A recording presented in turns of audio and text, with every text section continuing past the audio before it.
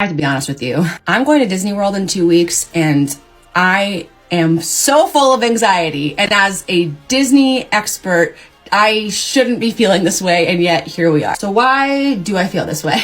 As crazy as the Disney parks have become and Disneyland, you know, it's definitely harder. I've literally had to make videos for people to help them with their Disneyland days and their trips. Disney World seems way worse. And it's also one of those issues of, I don't know what I don't know. I think I've got a handle on things. I know that park hopping time is 2 instead of 1. I know that Genie Plus is a little bit different in terms of how it functions, in that it's just less efficient than it is at Disneyland. I know park hopping is a lot harder to do. It's just been a minute.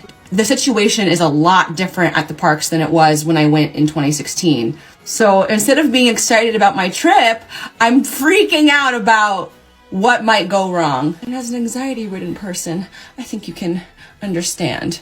Now, the good news is I'm definitely ahead of the average person. And also I have a whole week there, the majority of which, like 5 days, it's just me. And I also don't really care about like sit down reservations.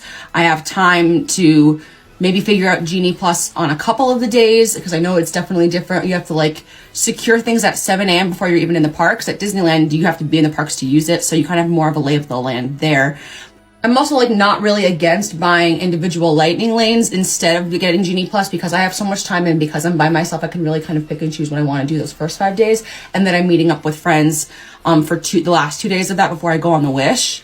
I think the point of the matter is that I really am starting to identify with that person who goes once a year, once every 5 years, because you're spending so much money, and I've been saving for an entire year to go on this trip. And now I'm just hoping that it goes the way that I want, even though I'm not hyper planning it. I don't have a lot of pre-planning done, which I think might be my downfall. So I'm just saying I identify. So my Disney World people, please tell me, what do I have to make sure that I do?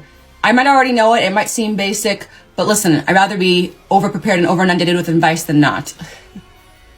Please and thank you in advance. Sincerely, Anxiety Girl.